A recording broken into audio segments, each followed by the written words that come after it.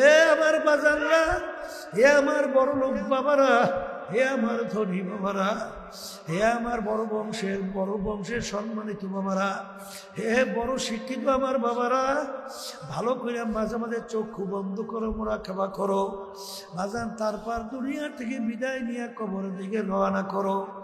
আমার মালিকের নেয়ামত হিসাব করে কেউ কোনোদিন শেষ করতে পারবে না।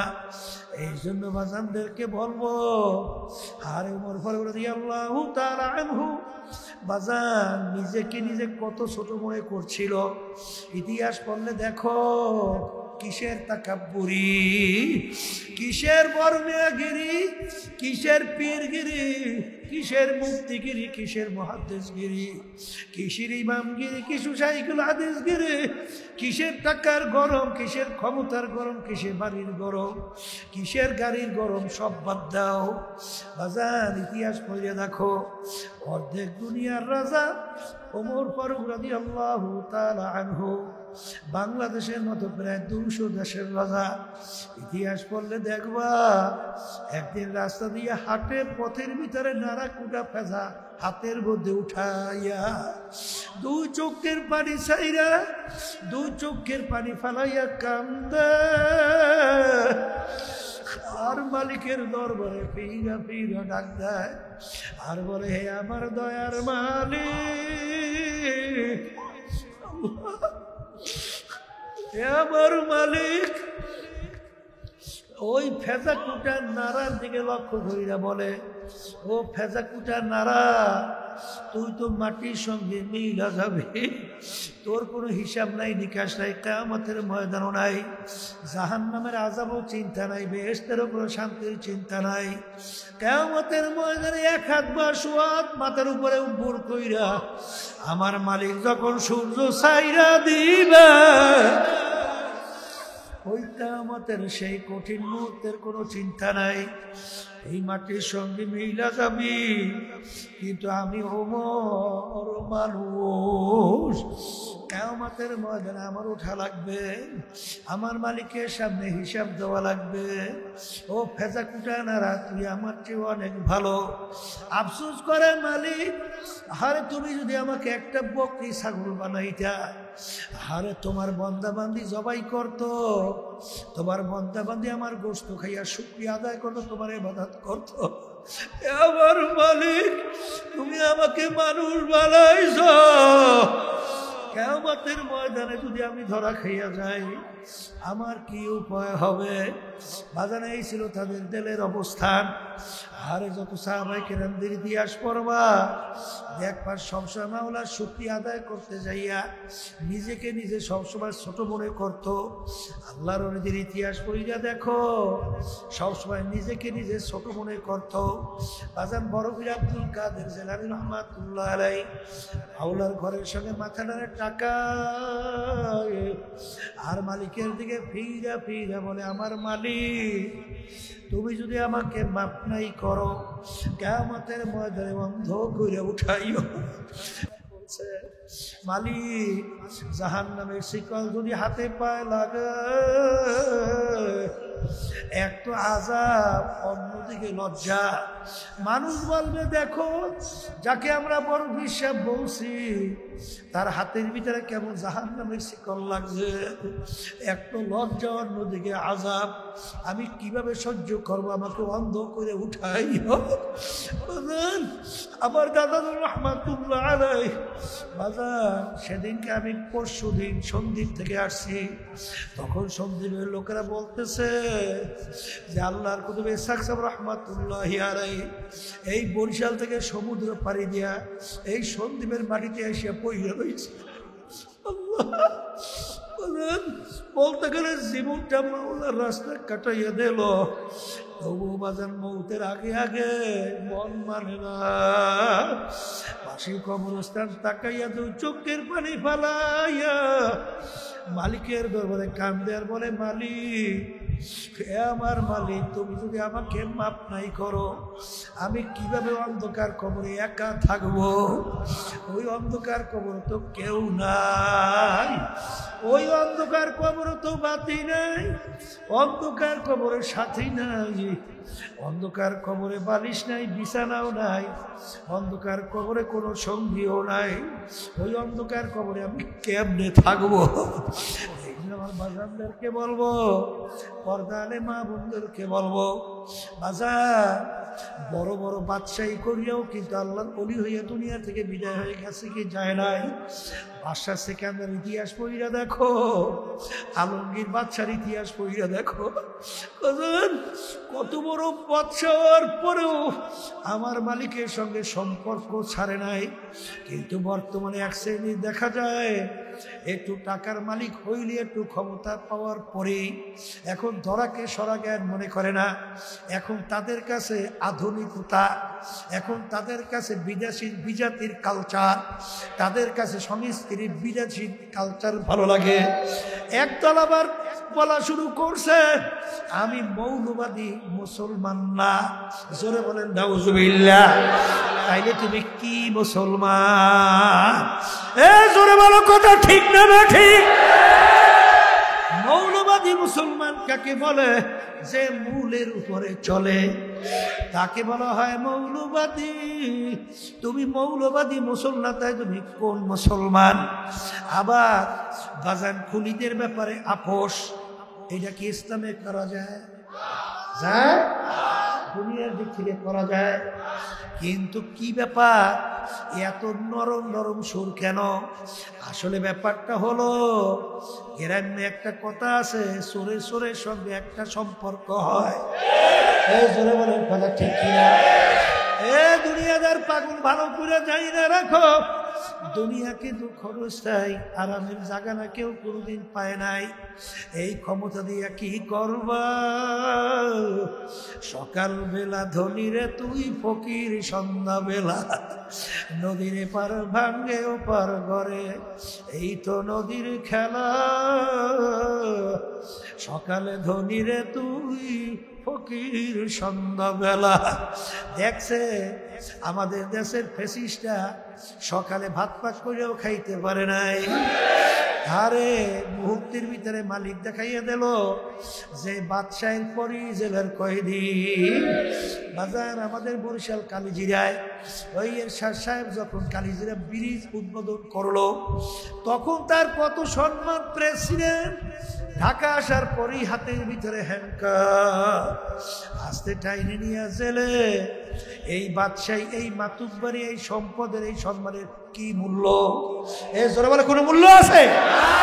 বিদেশে এক পর্যটক বাংলাদেশে আসছিল, বাংলাদেশ জরিপ করার পরে, দেখাশোনার পরে যখন রওনা করলো, জিজ্ঞাসা করে সাংবাদিকরা, বাংলাদেশে কি দেখলেন? বলে একটা আশ্চর্য জিনিস দেখছি, যা কোনোদিন চিন্তাও করি নাই, জীবনেও দেখি নাই। তা কি? বলে মানুষ মরার পরেও যে বাদশাহী করতে পারে, তা আইসা দেখলাম বাংলাদেশে। পাগলের দলেরা কিসের পাগল হইছ?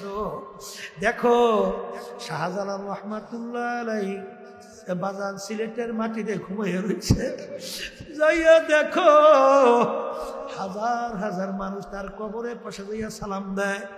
যত বর্মে আর কবরের পাশে যায়, একেবারে চুপচাপ, মনে হয় যেন ভয়তে ততস্থ, ভয়তে অস্থির। দেখেন বই দিয়েও বাদশাহী করে। জোরে বলে কথা ঠিক না বেঠে? বাজান আমি কালকেও চিটাং থেকে আসছি, আল্লাহু আকবার।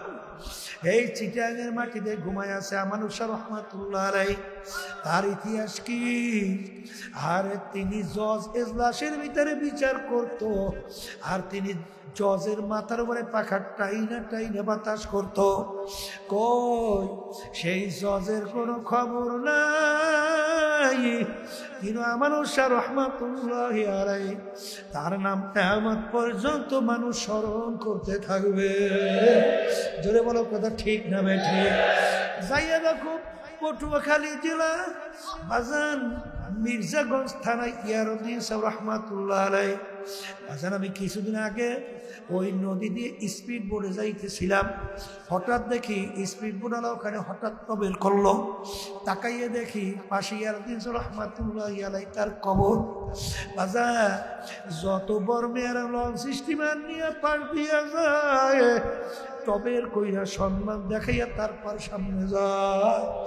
আজকে দুনিয়াতে ময়রাও বাদশা, কিয়ামতের ময়দানেও বাদশা হইয়া উঠবে। আর তোরা যারা নাকি দুনিয়ার পাগল হইছ, আজকে রাস্তার রিক্সাওয়ালা আমার বাবারাও তোদেরকে গালি দেয়, কথা কয় না? মন্তব্য করে শুয়ারের চেয়েও খারাপ, কুত্তার চেয়েও খারাপ। এই সম্পদ সম্মান দিয়ে কি করবি? এই জন্য আমার আব্বাজান রহমাতুল্লাহ আলাই বলতে, বাজান ডাকাইতের দলের সরদার, ওর কত পাওয়ার। ওর দলীয় লোক যদি কোনো অন্যায় করে অনেক সময় গুলি কইরাও মাইরা ফেলে, কি কথা ঠিক কিনা? কিন্তু আর মাতুব্বারি সরদারি কতক্ষণ? পুলিশের হাতে অ্যারেস্ট হওয়ার পর্যন্ত।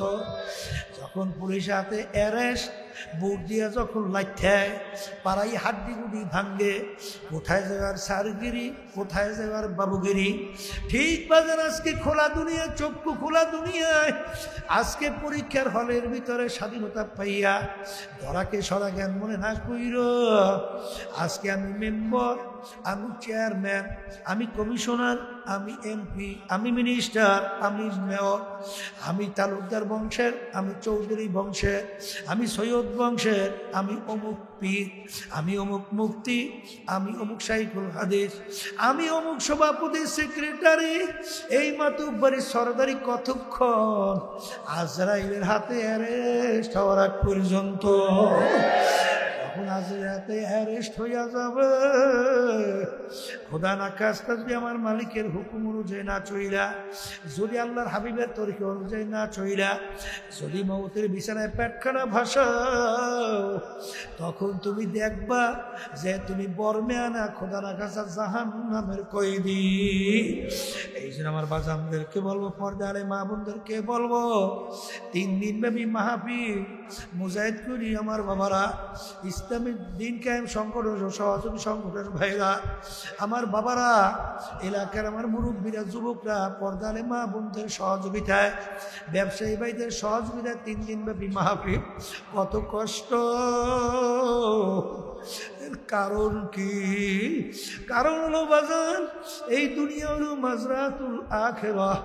দুনিয়ার সম্বল কামাই কিভাবে করতে হবে মন তৈরি করার জন্যই বাজার এই মাহফিলের ব্যবস্থা। আরে আমার বাজারদেরকে বলবো, পর্দারে মা বোনদেরকে বলবো, যারা নাকি জাহান্নাম থেকে বাঁচতে চাও, জান্নাতে যাইতে চাও, 2টা কাজ করা লাগবে। ঈমান আনা লাগবে, নেক আমল করা লাগবে। বাজার ঈমানকে মজবুত করা লাগবে। এ আল্লাহর বান্দারা, পর্দারে মা বোনেরা, আল্লাহ রাসূল সাল্লাল্লাহু আলাইহি ওয়াসাল্লাম বলেন, আরে আখলিস দীনাকা ইয়াকফিকা আমালুল কলিল। তোমাদের ঈমানকে নির্বাচাল করো, স্বচ্ছ করো, মজবুত করো। অল্প নেক আমল করবা, নাজাত পাইয়া জান্নাতে যাবা। আর বাজার নেক আমল করার জন্য, ঈমানকে মজবুত করার জন্য এই যে তরিকা শোনো, পীর মুরিদি শোনো, এই চরমনের তরিকার নাম হলো সিস্তিয়া সাবিরিয়া তরিকা। বাজার এই তরিকার মুরব্বীদের ভিতরে একজন রশিদ আহমদ গাঙ্গুহি রহমাতুল্লাহ আলাইহি। বাজান বড় বড় হস্তিরা, বড় বড় আল্লাহর কুতুবের এই তরিকার মুরব্বী, তারা আমাদের জন্য ঔষধ রেখে গেছেন। আমার আব্বাজান দাদাজান বলতেন, বাজান কোনো দলাদলি নাই, মারামারি কাটাকাটি কিচ্ছুই নাই। তোমরা একটু ঔষধ পরীক্ষা করে কিছুদিন দেখো, নিয়ম অনুযায়ী দেখবে আল্লাহর ফজল ও করমে দিনের দিন তোমার ঈমান মজবুত হবে, নেক আমল করা আল্লাহর ফজলে সহজ হবে। আমার বাজানদেরকে বলবো, কোনো ক্যাম্পাস ট্যাম্পাস বুঝি না, কারণ কবরে কিন্তু বাজার কোনো পরিচয় চলবে না। কেউ যদি পরিচয় দেয় আমি চরমনাইয়ের মুরিদ, এই পরিচয় কিন্তু কবরে চলবে না। যারাই হক্কানি আলেমদের সঙ্গে, হক তরিকার সঙ্গে জড়াইয়া নিয়ম অনুযায়ী চলে, দেখবেন আল্লাহর ফজলে দিনের দিন তাদের আমলের ভিতরে, নেক আমলের ভিতরে আল্লাহর ফজলে তারা কি হইতেছে। জোরে বলে কথা ঠিক বুঝিলাম ভুল বলছি? তাদের চোখে পানি ছিল না, এখন গুনার কথা মনে করলে পাগলের মতো হাউ হাউ করে চিল্লা আর মালিকের দরবারে বলে, মালিক যেই আযাবের ঘোষণা তুমি দিছ ওই এক সেকেন্ড আযাব সহ্য করতে পারবো না, সহ্য করতে পারে না। মালিকের দরবারে কান্দে, দুই চোখের পানি ফালায়। জোরে বলেন কথা ঠিক না ভাই? ঠিক। আল্লাহর ফজল করমে আরে তাদেরকে গেছিলাম বাজান ওই কুড়িগ্রামের পাশে। আল্লাহু আকবার, শুইনা মনটা খুশি হয়ে গেছে বাজান।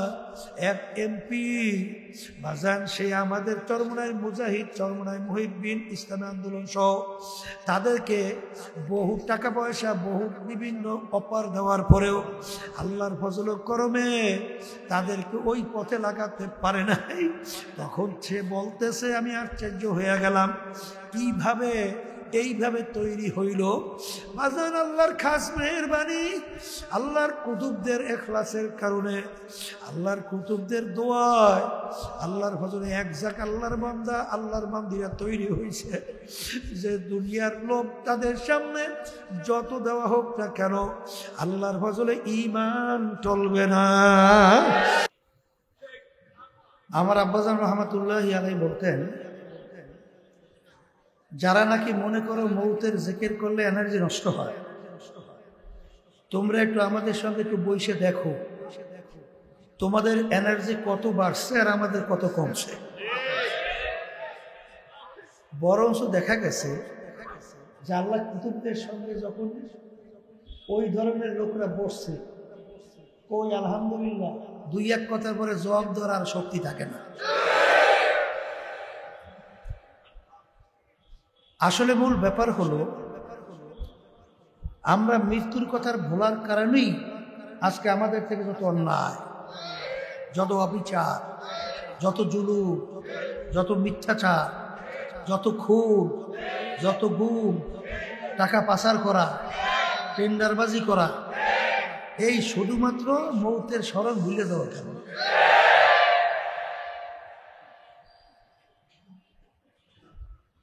তিন দিন ব্যাপী মাহফিলের ব্যবস্থা কেন করা হইল? আমার আব্বাজান রহমাতুল্লাহি আলাইহি বলতেন যে মাহফিলের ব্যবস্থা একমাত্র বুঝে জন্যে। কি বুঝ? যে বুঝটা হলো এই দুনিয়া এবং আখিরাত। দুনিয়ার বুঝ যাদের একবার আসছে আর আখিরাতের বুঝ যাদের একবার আসছে তাদের কাছে দুনিয়ার কোনো মূল্যই থাকে না। তারা কিন্তু আখিরাত নিয়েই মূল চিন্তাটাই করে। কথা ঠিক না? দুনিয়া সম্পর্কে আল্লাহ রাসূল সাল্লাল্লাহু আলাইহি ওয়াসাল্লাম বলেন, আর দুনিয়া জিফাতুন ওয়া তালিবুহা কিলাব। দুনিয়াটা হলো একটা মরগের মতো, এর পিছনে যারা পড়বে স্থায়ী জিন্দেগি আখিরাতকে ধ্বংস করবে।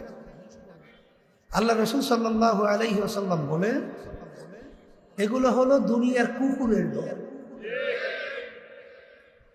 আল্লাহ রাব্বুল আলামিন মুমিন বান্দা বান্দীদেরকে সান্ত্বনা দেওয়ার জন্য কুরআনুল কারীমের ভিতরে আল্লাহ বলছেন, হে আমার মুমিন বান্দা বান্দীরা, লা ইয়াগুররান্নাকা তাকাল্লুবুল লাযীনা কাফারু ফিল বিলাদ মাতাউন কালীলুন সুম্মা মাওয়াহুম জাহান্নামু ওয়া বিসাল মিহাদ।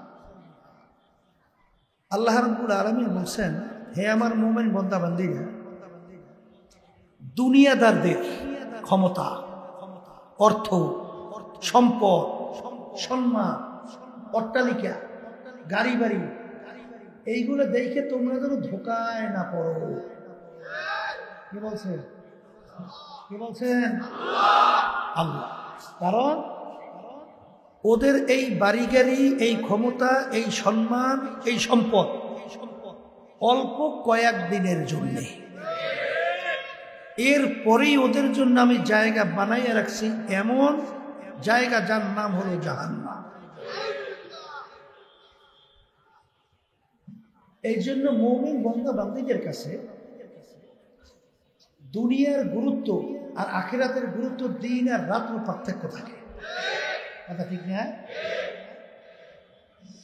আসলে অনেকে আমরা দুনিয়া সম্পর্কে চিন্তা না করার কারণে দুনিয়ার লোভ লালসা ক্ষমতা সম্মানের জন্য অনেক সময় মানুষকে মারতেও অনেক সময় দ্বিধা চিন্তা করে না, মিথ্যা বলতেও চিন্তা করে না। কথা ঠিক না বেঠি? আসলে দুনিয়ার হাকিকত যারা চিন্তা করছে তারাই কিন্তু দুনিয়া থেকে বিমুখ হয়ে গেছে। তবে এই কথার মাধ্যমে কেউ আবার বুঝছেন না যেহেতু তাইলে কি আমরা ব্যবসা বাণিজ্য ছাড়িয়ে দেব, দুনিয়ার কাজকর্ম ছাড়বো না। খেয়াল রাখা লাগবে। আল্লাহ রাব্বুল আলামিন কোরআনুল কারীমে বলছেন যে তোমরা যখন জুমার নামাজ আদায় করো জমিনের মধ্যে দেরি না কইরা নামবা। কেন? হালাল রিজিক কামাই করার উদ্দেশ্যে। ফাইদা কুদিয়াতিস সালাতু ফান্তাশিরু ফিল আরদ ওয়াবতাগু মিন ফাদলিল্লাহ ওয়াযকুরুল্লাহা কাসীরা। এখানে আল্লাহ রাব্বুল আলামিন নামাজ আদায় করার পরে বলতেছেন দেরি করা যাবে না। ফা শব্দ আসে, সুম্মা শব্দ আসে। ফা আসে কখন? মাঝখানে কোনো বিরতি না দিয়ে নাইমে যাওয়া। নামবা কোথায়? জমিনের মধ্যে। কেন? বলেন হালাল রিজিক কামাই করার উদ্দেশ্যে। এক কথায় দুনিয়ার কাজকর্ম আমরা করব, কিন্তু লক্ষ্য রাখা লাগবে ওয়াযকুরুল্লাহ কাসীরা, আল্লাহ স্মরণ সর্বক্ষেত্রে রাখা লাগবে। কারণ অনেকে ব্যবসা বাণিজ্যের ভিতরে সুদ ঢুকায়, হারাম ঢুকায়, ধোঁকাবাজি ঢুকায়, মাপে কম বেশি ঢুকায়। 1 নম্বর মাল বিক্রি করে 2 নম্বর মাল 1 নম্বর বলিয়া কথা বলে না। আছে না নাই? তখন আল্লাহ স্মরণ রাখতে হবে যে আমার এই ব্যবসাটা যে আমি করতেছি এখানে যেটা মিশ্রণ করলাম এটা কি আমার আল্লাহ খুশি না বেজা? যেই কাজে আমার মালিক বেজা সব যদি পায়ের উপরে পড়ে সেই কাজের কাছেও যাওয়া যাবে না। কথা ঠিক কিনা? এই জন্য আমার ভাইদেরকে বলবো মৌতের মুরাকাবা বেশি বেশি করা লাগবে। ঠিক না? আসলে মাহফিল তো নিয়ম অনুযায়ী হইতেছে, উলামায়ে কেরাম বয়ান করতেছে, আমরা অনেকে শুনতেছি, কিন্তু অনেকের ভিতরে আসলে তেমন একটা পরিবর্তন অনেকাংশে লক্ষ্য করা যায় না। এই লক্ষ্য করার না পিছনে কারণ হলো আসলে মূল ব্যাপারটা হলেও অনেকের ভিতরে হয়তো আশা। আশাটা কি? যে আমার সবে মাত্র 16 বছর, কারো 25 বছর, কারো 30, কারো 40, কারো 80, কারো 90। কথা ঠিক না? যারা 40 বছর তারা চিন্তা করে 100 বছর তো মানুষ বয়স পায়, এখনো বাকি আমার 60 বছর, মাঝখানে একটু তাও মোটামো করে ফিরিয়ে যাবো। কি এটা কি বলেন? আশা কি?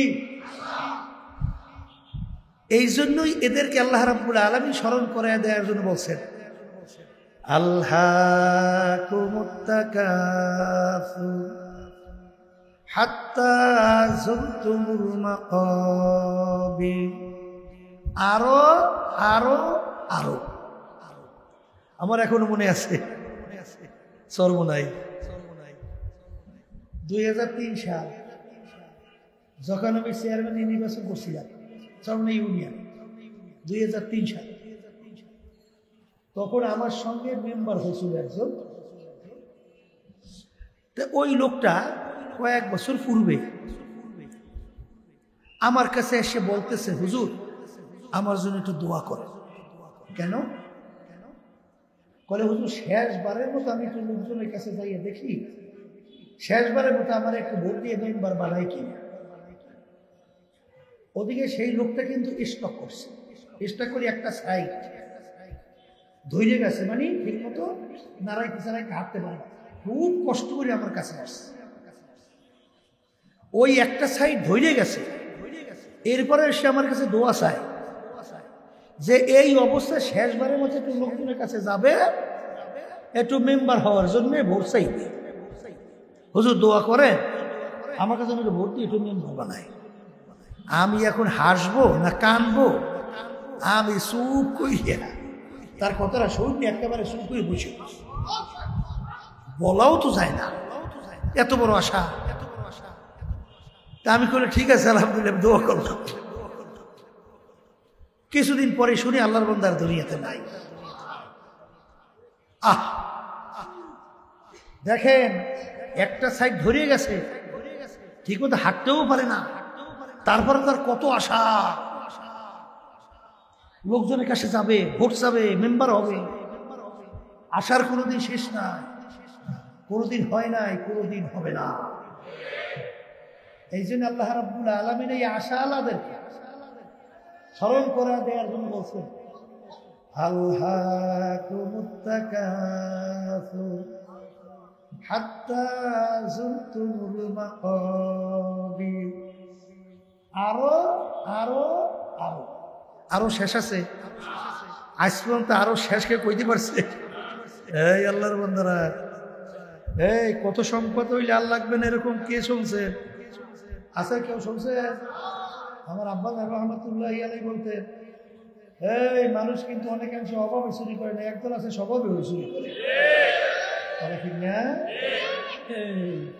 আব্বাজান বলতেন, বলো তো কত টাকা হলে তোমার আর লাগবে না, এরকম একটা সংখ্যা আমার কাছে কেউ একটু সংখ্যাটা বলতে পারো? আজ পর্যন্ত কেউ পারছে? কোনোদিন পারবে? আরে বাংলাদেশের ভিতরে সবচেয়ে বড় ধনী, তা বলে বিদেশে যাইয়া কিন্তু বুঝেন নাই, চুরি করিয়া আসছে, চুরি। বাংলাদেশের ভিতরে সবচেয়ে বড় ধনী বিদেশে যাই চুরি করছে, এর অর্থ কি তার সম্পদ হয় না, আরো লাগবে, আরো শেষ আছে? আজ পর্যন্ত কেউ পারছে? আল্লাহ রাব্বুল আলামিন এদেরকে স্মরণ করে দেয়া জন্য বলতেছেন হাত্তা যুরতুমুল মাকাবির। আরো আরো আরো বলতে বলতে হঠাৎ একদিন দেখবে মালাকুল মাউত তোমার বাড়ি দরজায় হাজির, তোমার আশা আশাই থাকবে, আর কোনোদিন পূরণ হবে না। আমি কি বাস্তব বলছি না অবাস্তব বলছি? বাস্তব যদি হয় আমার বাজানদেরকে বলবো, পর্দা আলে মা বোনদেরকে বলবো, এক শ্রেণী বাজানরা তো আমরা দেখি এবং তাদের অবস্থানও দেখি, সর্বনাশ, ঠিক মতো রাতে দিন ঘুমাইতেই পারে না, আরো লাগবে, শেষ হয় না। আরে তুমি নিয়ম অনুযায়ী হালাল উপায় চেষ্টা করো, আল্লাহ যা কিসমতে রাখছে আলহামদুলিল্লাহ। এক শ্রেণী বর্তমান আছে, ওরে সর্বনাশ। ওই গ্রামে একটা কথা আছে, যে যত বড় ধনী ওর কাছে চাইলে বলে সহজ ওর পকেট টাকা বের, ওরে ভাই মনে হয় করি যারা সেই দিয়ে যায় নাকি, এই কথা কথা কি ভুল বলছি? আর সাহাবায়ে কেরামদের অবস্থা কি ছিল শোনেন। আল্লাহ রাসূল সাল্লাল্লাহু আলাইহি ওয়াসাল্লামের কাছে এক অসহায় ব্যক্তি যেই বলে, আল্লাহ রাসূল সাল্লাল্লাহু আলাইহি ওয়াসাল্লাম আমাকে একটু সহযোগিতা করেন, আমি অসুবিধায় আছি।